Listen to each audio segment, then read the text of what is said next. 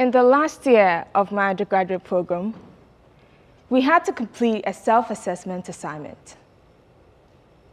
A part required us to ask our friends and families to describe us honestly, so I posted the questions on my status expecting a mix of responses. To my surprise, 90% of the answers I received were the same.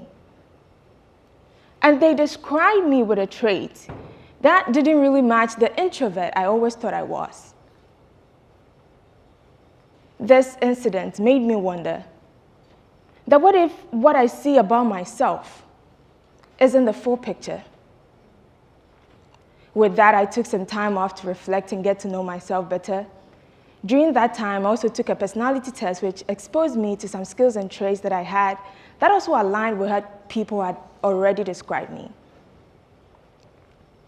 And here I was, a year afterwards, hosting guests on an online radio, interviewing participants at events, and giving speeches at conferences.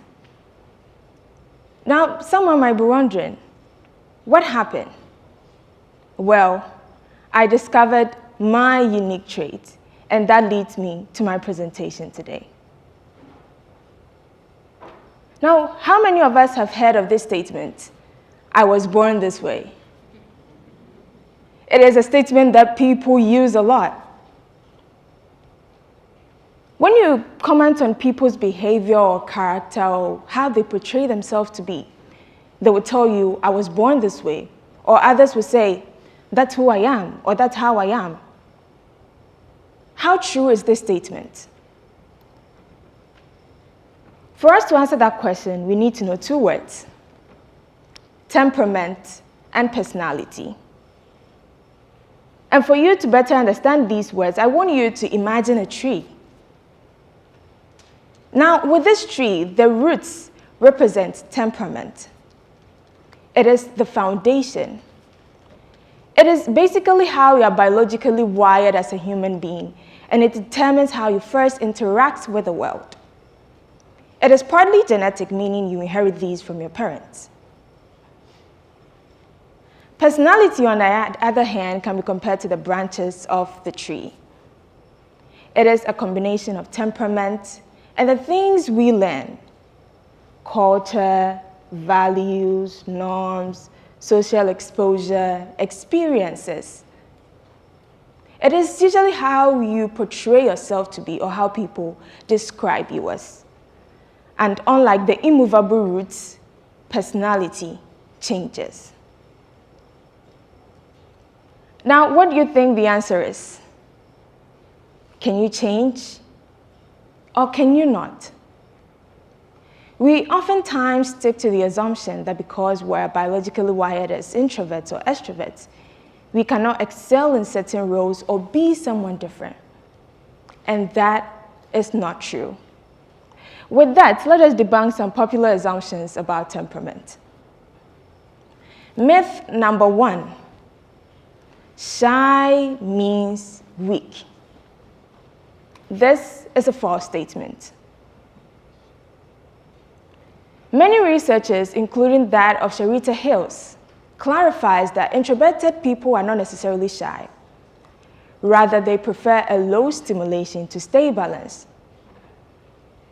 They oftentimes don't like public exposure, so people label them as shy. A very good example we can use is Mrs. Rosa Parks, known by most people as the mother of the civil rights movement. She was described by the people in her time as a reserved, a quiet, and a shy person. But yet, with the courage of a lion, she ignited the civil rights movement by not moving from her seat in the bus. Myth number 2: high energy means disruptive. This is also false. Highly energetic people bring forth enthusiasm, team bonding, and engagement into spaces where they find themselves in. And this is the reason why most higher level positions are occupied by people with this trait. And they succeed because of this. A good example we can use is Dr. Martin Luther King Jr. He was described by the people in his time as a firm and an energetic man. He was not disruptive, but an agent of change. You know, temperament is not a hindrance. It is a unique underlying feature. When you understand it, you unlock your potential.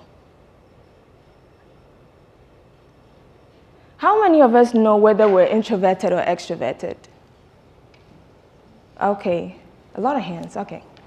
And how many of us also know the traits and skills that we have aside our jobs, you as a person? Okay, 3 people.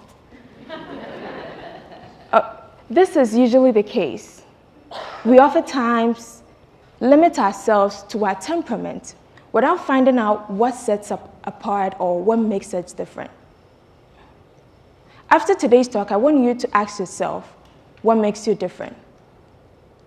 If we're supposed to put you in a group or in a room with other introverted or extroverted people, just as you are, what do you think will make you different? What will set you apart from the mass? If you know that, then congratulations, you're on the road to your success. If you don't, here is a simple framework that you can use from the acronym FIND to help you know and unlock your potential. First one, letter F. This is where you find out. You figure out what your skills are. And I want you to ask yourself these questions. What drains you? What motivates you? And what energizes you? You can also ask people around you to describe you honestly, as I did in my assignment. You can utilize external resources like personality tests. The Myers-Briggs Foundation states that personality tests have a 90% accuracy.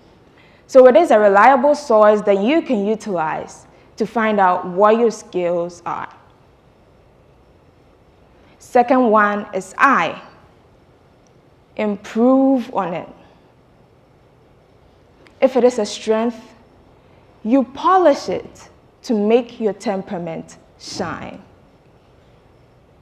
If it is a weakness, you work on it so that it doesn't become a hindrance to you. The letter N. You naturalize yourself with these, or you totally adapt to them. This is where you learn to flip the switch, where ambiversion becomes a tool to help you stay in environments as an introvert and in other places as an extrovert. Remember that you don't do this, you don't be the chameleon just to impress people, but you do that to be diverse.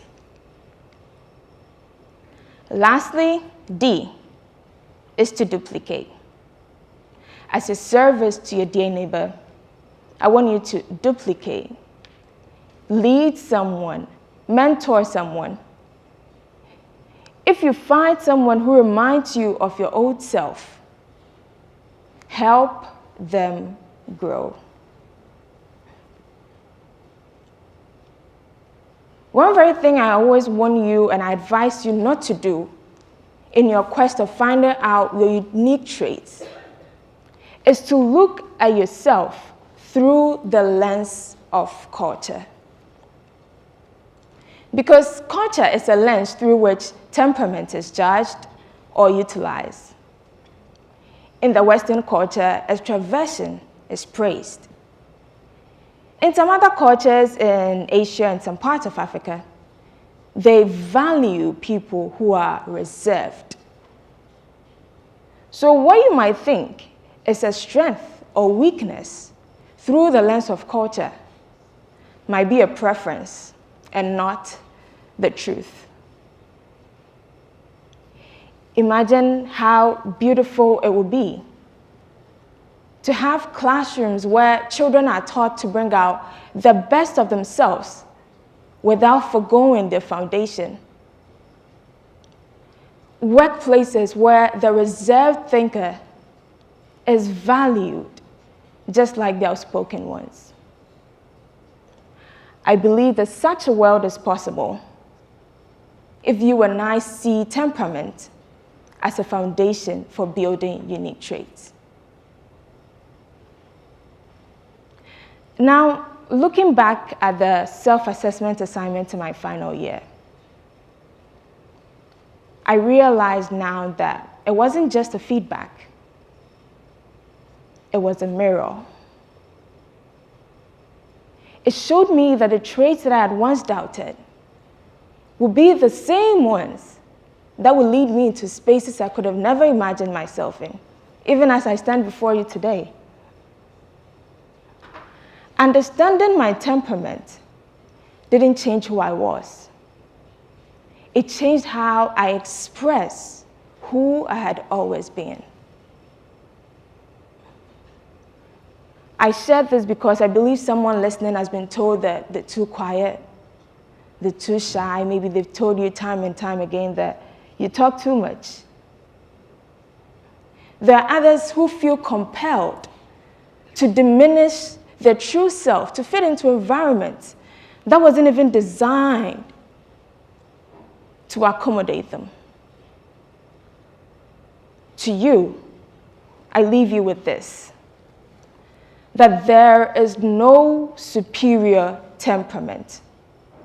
Rather, your success depends on how you courageously align your unique traits with your responsibilities and environment. Thank you.